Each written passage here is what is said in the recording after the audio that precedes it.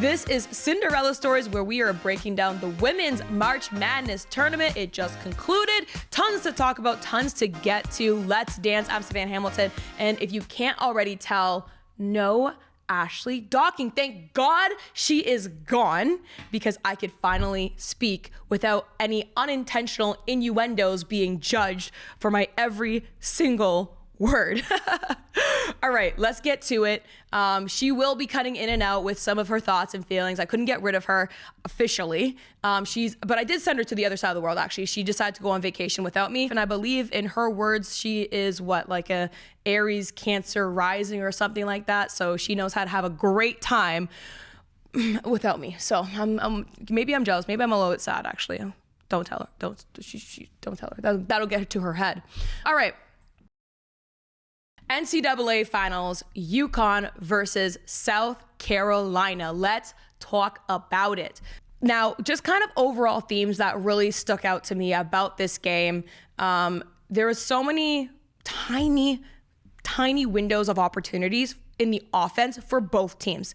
And I could tell, the first tip-off of the game, even, UConn was a little nervous. They actually missed two shots that were a little uncharacteristic of them to miss right off the bat. USC drew first blood. They had a 3-point shot, and from there I could tell that was when UConn clicked in and was like, let's get it. They snapped right on in, and honestly, they were sharp as sharp can be. You could tell that Gino Auriemma spent a lot of time working in their offense. I mean, obviously, throughout the entire season, but they were just extra rehearsed for the last dance, for the biggest stage. They had such great offensive spacing. They had basically 3 levels of scoring, even though it wasn't even the best 3-point shooting game in the world here.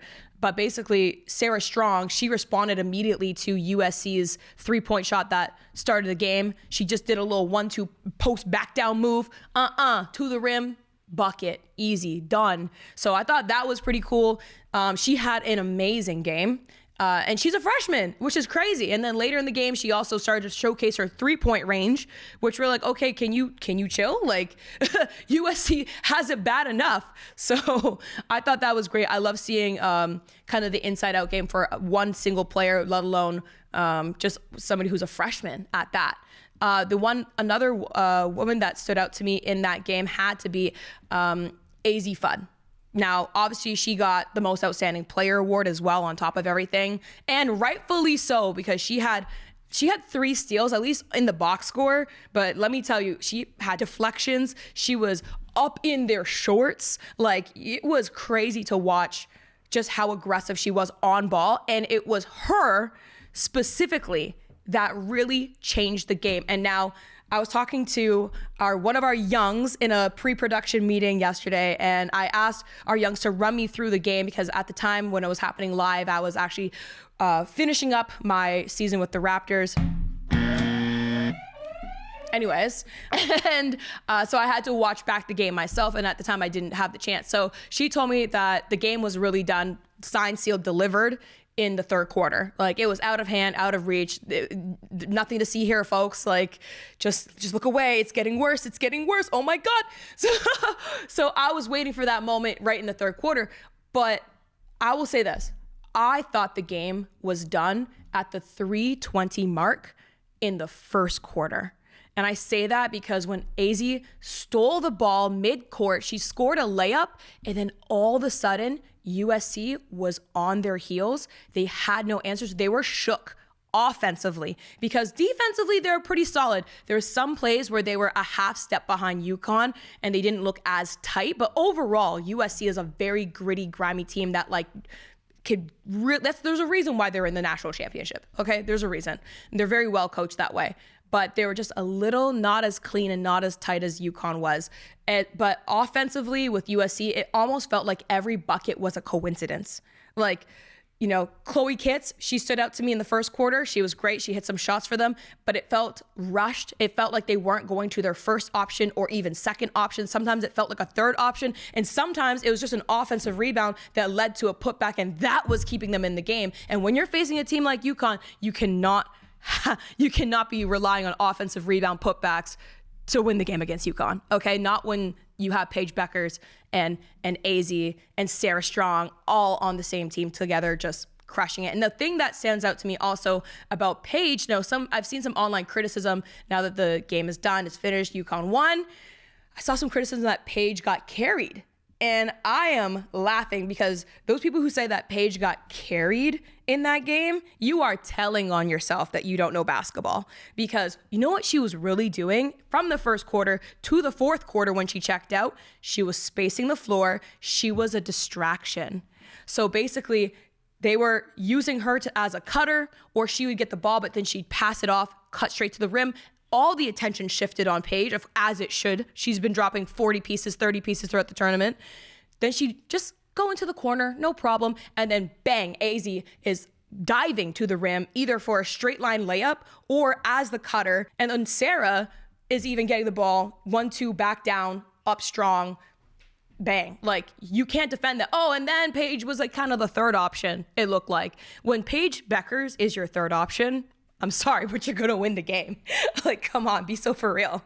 And so that's kind of what really stood out to me about that game. But you definitely still have to give enough credit to USC because they are a team that is primarily made up of freshmen and sophomores, and there's not a whole lot of veteran or refined talent on that team just yet. So, I give credit where credit's due. They got a lot of talent to work with in the future, and I am so sure that Dawn Staley will have them back in a championship game, maybe even as soon as next year. And I think they're going to be a much more refined and composed offensively. So just keep an eye out for them. So let's go into our next segment. This one is actually produced by one of our youngins on the crew, Sid. She called it Cinderella of the Week, but we wanted to refine it a little bit more. Let's keep it simple. Let's just call it Her. And so Her is about the remarkable achievements both on and off the court that these athletes are accomplishing. And so this is a little bit low-hanging fruit, but it needs to be said. It really does. I don't really care. Like, basically, it has to go to Paige Bueckers because first and foremost, there is a video clip, and we will run this clip. Yeah, so senior year in college, probably winning a national championship my senior year, going out strong, and then preparing for the WNBA draft, hoping to go as the first pick. Is what I would hope for in 5 years. That's all manifesting because currently she is projected to be the number one pick in the WNBA draft. And that's just incredible given the fact that, she's 23 years old. She had to overcome an ACL injury and really cheer for her team on the sidelines. And also, it's one of those situations where everything happens for a reason. Because, you could argue she would have been in last year's draft class with Caitlin Clark, which would have been even more crazy than that already was. But she deserves all the credit, all the flowers. And any team that has the number one pick would be silly, would be foolish to not choose her. She's a winner. And the one thing about players and athletes like her, there's tons of skill, there's tons of talent out there, but it's hard to find a mentality.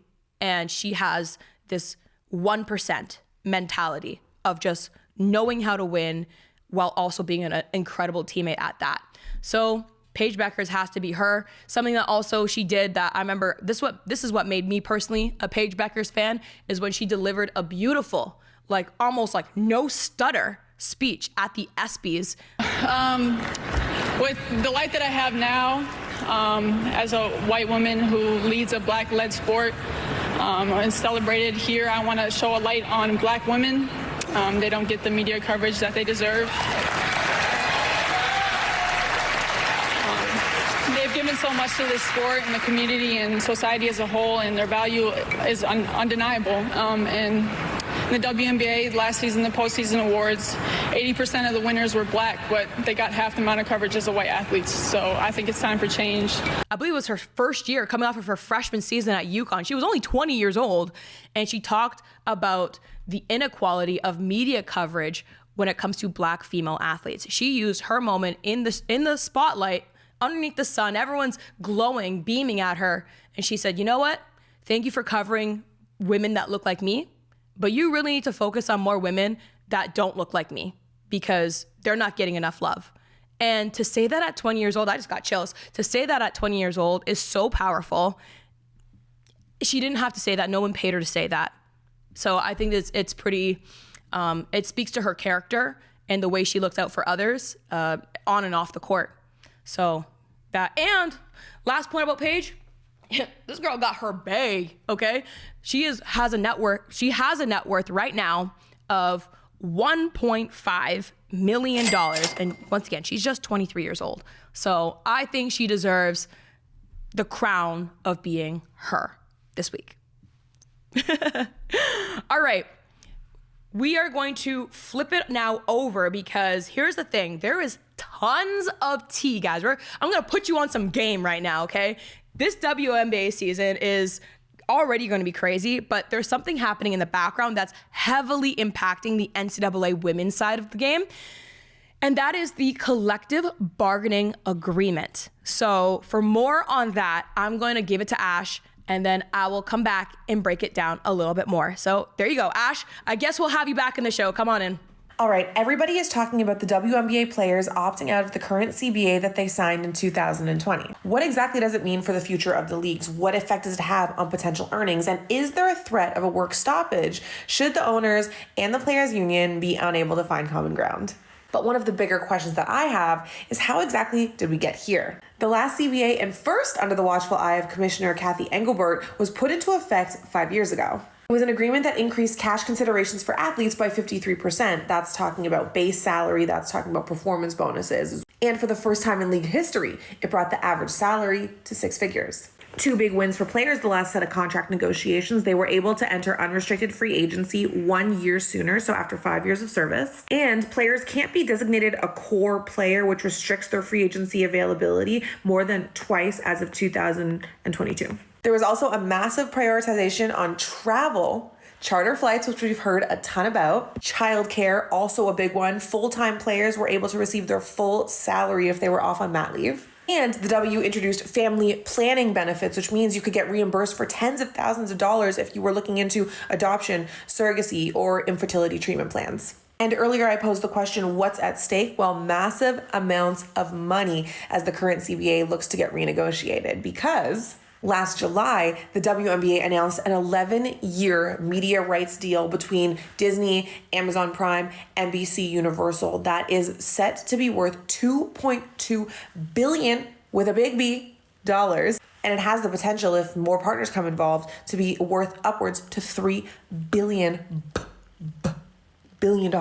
Let's take a look at the numbers, because this is oftentimes what people talk about when they talk about the W and renegotiating the CBA is the salaries. This year, a top 4 drafted rookie aims to make about $88,000 per year. And on the other side of things, if you're a supermax player, which means you get paid the most out of anyone on your team, you can make upwards to $250,000 base salary. Anika Agumake, president of the WNBA-PA, said this conversation is much more than just simply about a paycheck. Opting out is about claiming our rightful share for the business that we helped build.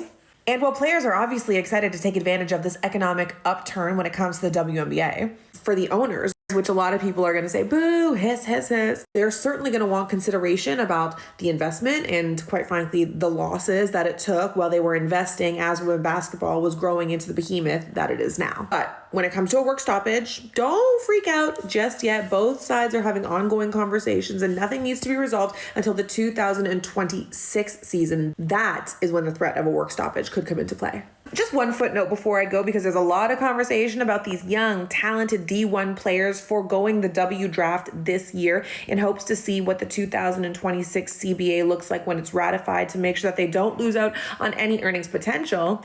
There is a stipulation under the current CBA that reads any player on a rookie scale contract on an old CBA will have their salary bumped up to meet new minimums. Bye. So Ashley so eloquently broke that all down. It's a lot. It's a lot to kind of comprehend. Even if you've been following the league for as long as Ashley and I have been, like, it's still kind of, you got to take the time to really research and sit down. So I decided, for those who are new to the WNBA or new to women's basketball, I wanted to kind of break it down even further. And that is basically using the metaphor of a pizza shop. So imagine this, okay? Close your eyes. But if you're driving and you're listening to this, please don't close your eyes. Please watch the road. Like, be safe. But imagine, use your mind's eye, that your favorite local pizza shop just got a national delivery contract worth billions of dollars, okay? Yes, the mom and pop shop across the street from you is now worth billions of dollars. All right. The chefs that made that pizza world renowned, best pizza you've ever tasted in your life, their paychecks are still stuck at the neighborhood rate. Maybe they're making minimum wage. That's not cool. The neighborhood chefs that help make that pizza, their rates are still at the neighborhood wage, like the local wage. Maybe it's minimum wage, maybe it's a little bit above minimum wage, maybe it's minimum with tips, who knows? Either way, when you have billions of dollars on the line, you can't be paying the people who created the product and made it as great as it is, the sauce, just a couple dollars, pennies here, there, okay? You have to really give them a bigger piece of the pie. So basically what's called the chefs, they told the owners, hey, either we negotiate before this big contract truly comes down the pipeline here, or we stop making pies, AKA we'll stop playing. How about that? What now? We all know that everybody loves pizza. I love pizza. You love pizza. I love pineapple on my pizza. Hell no. Wow. No. You're a no to pizza? Pineapple on pizza. Hell no. Yeah. So everyone loves pizza, and the odds are that they are gonna hash it out. They are gonna fix the problem. They're gonna get through this, et cetera, et cetera. But the next few months are crucial because it depends on the size of the slice that everyone's getting. And that matters, especially when there is tons of dough on the table. Now, if we take it back to WNBA standards, of course, the chefs are the players and the owners are the owners. So it's going to be very interesting what happens. Now, this is impacting the college game, and this is how it's impacting the college game. Because think about this. Put yourself in their shoes. If you are a college player that has the option to go to the WNBA or the option to reclassify and stay in the NCAA, and keep in mind that if you are projected to go to the WNBA, there is a good chance that you're already making crazy tons of money in NIL deals, okay? Name, image, likeness, et cetera, et cetera. Some of these crazy deals, like Paige's, is just estimated to be around $1.5 million, okay? That's an estimation. Even if you're a women's basketball player and you're making $500,000, that's more than the superstars of the WNBA are making right now. So why would you enter this draft class and get paid the original wages of what these women are currently battling through if you don't have to, if you're already making more money potentially even in college? It just make sense to me, right? So that's what they're all going through right now. And a lot of them that have the option to reclassify are reclassifying. And so the big names that stand out are Flau'jae Johnson, LSU. She was projected to be a first-round pick. Azzi Fudd, of course, the most outstanding player of the NCAA tournament. She's reclassifying to do presumably another year at UConn. And Olivia Myles. Now, Olivia Myles' case is something kind of special here. She was playing at Notre Dame. She was projected to be the number 2 draft pick. And as of this past week, she has committed to TCU. Yes, Texas Christian University, the team that knocked Notre Dame out of the tournament. It's giving, where have I heard this before? A team that's knocked another team out of a tournament and the star player ends up going to the team that won against them. It's giving KD. Let's call it for what it is. It's giving KD. I'll make the reference. I don't care. It's giving that. It's 2 on the nose. Come on, I had to go there. But for more on Olivia Myles and what is exactly happening at Notre Dame, why she left Notre Dame, we got to bring in, of course, Ashley Docking. No, because what the actual hell is going on with the Notre Dame women's basketball program? After their Sweet 16 loss to TCU, there was a mass exodus, just gone. And absolutely nothing raised more eyebrows than this woman right here, Olivia Myles, foregoing the WNBA draft and entering the transfer portal. It wasn't just Olivia Myles. While the world was caught watching Paige Bueckers fulfill her NCAA prophecy, the Irish, they were throwing in the towel. The 6'5" freshman Kate Covell entered the transfer portal and committed to LSU. She was the number 5 recruit in her class and the number 1 overall center in 2024. Kylie Watson also entered the transfer portal, in addition to a number of graduating seniors, which means there's only 3 players left on the roster for the Irish, and one of them redshirted last year. returning star Hannah Hidalgo, plus Cass Prosper, and then KK Bransford, who redshirted this past season in order to get back to optimum health.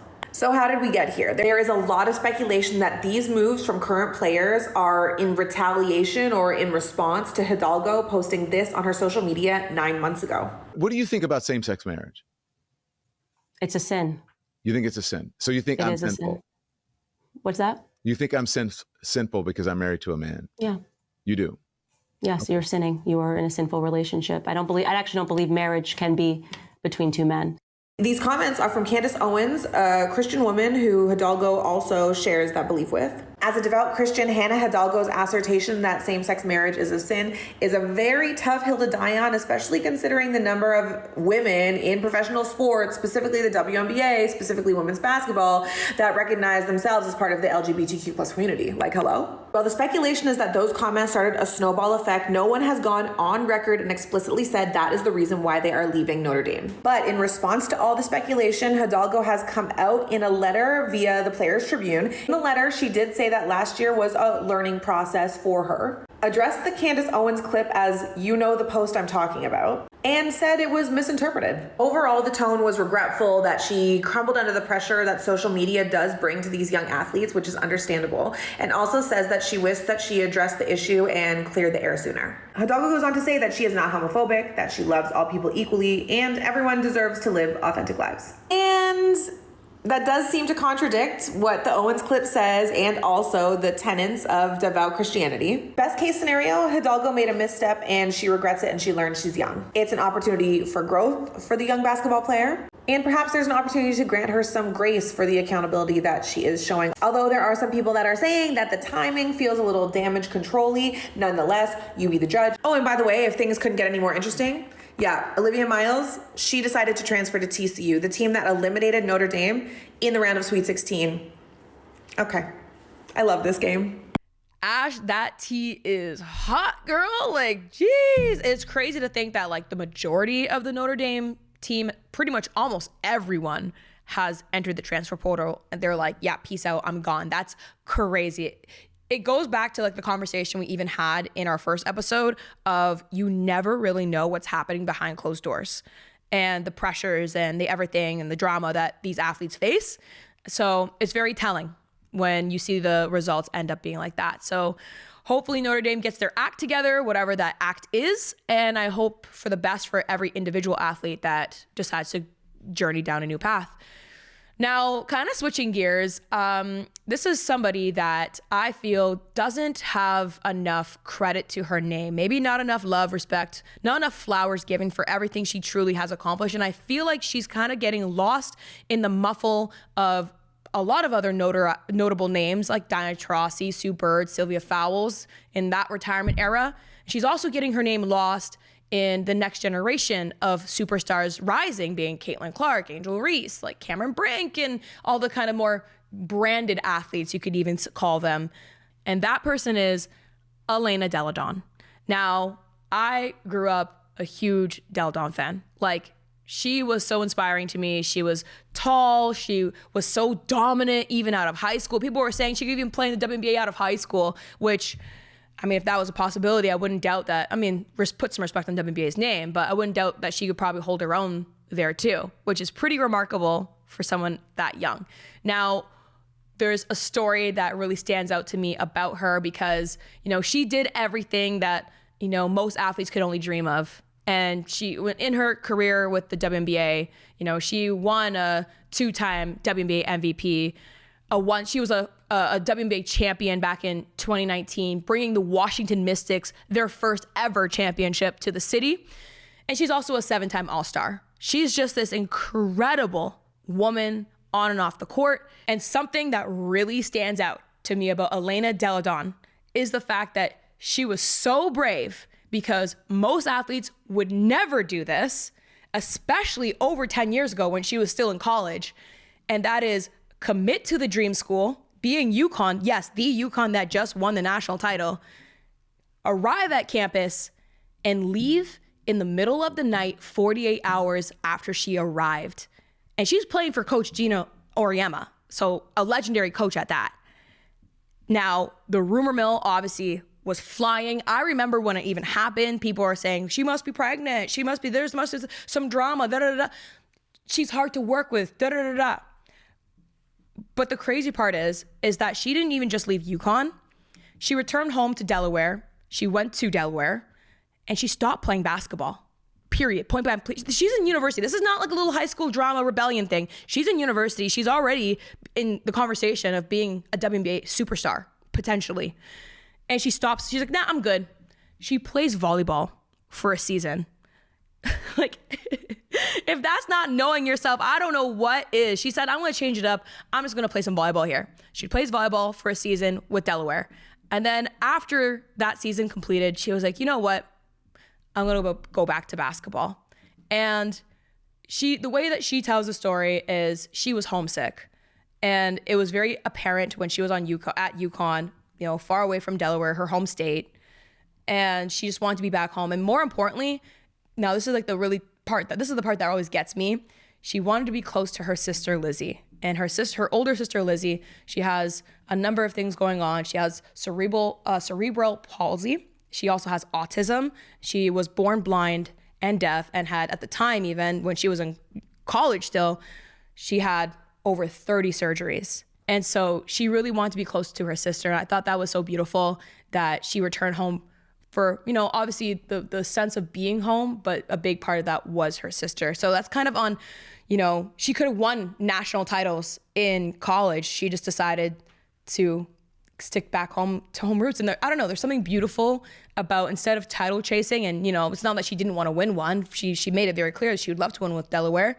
Don't believe it happened. Didn't never happened. But she knew who she was and where she belonged. And there was that saying, how's that quote go? You have to know where you come from in order to know where you're going. And I think it's telling her WNBA career that followed after her college career. It's just pretty telling, given the fact that she was the second overall pick in the draft. I don't know. There's something beautiful about doing things your way that feels authentic to you and not succumbing to the pressures of what everybody tells you what to do, or telling you that you're crazy, or caving into the rumors, or coming back to UConn because that's what everybody expects you to do. Like, you just made a mistake, all is forgiven.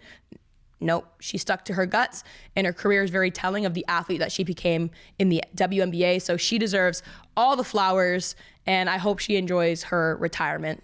All right, and that just about wraps up this Cinderella Stories episode. Unfortunately, Ashley's going to be back, and she'll be buzzing me every single second word that I say, so I gotta look forward to that next week, but it's okay. We missed her. Ashley, I hope you're enjoying your vacation and you come back with a nasty tan. It better rival me, yo. It better rival me. Otherwise, I'll be like, what did you do? Like, you must have just wasted your time. All right. Thank you guys for listening.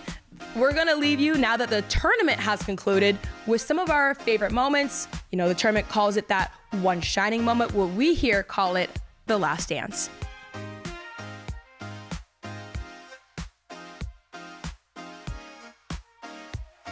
Coach, it's the second straight year you guys get eliminated in the Elite Eight.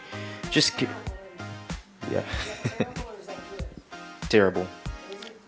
How many Final Fours you played in? None. So it's probably pretty good, huh? Yeah. All right. Yeah, he told me he loved me, and I told him I hated him, so.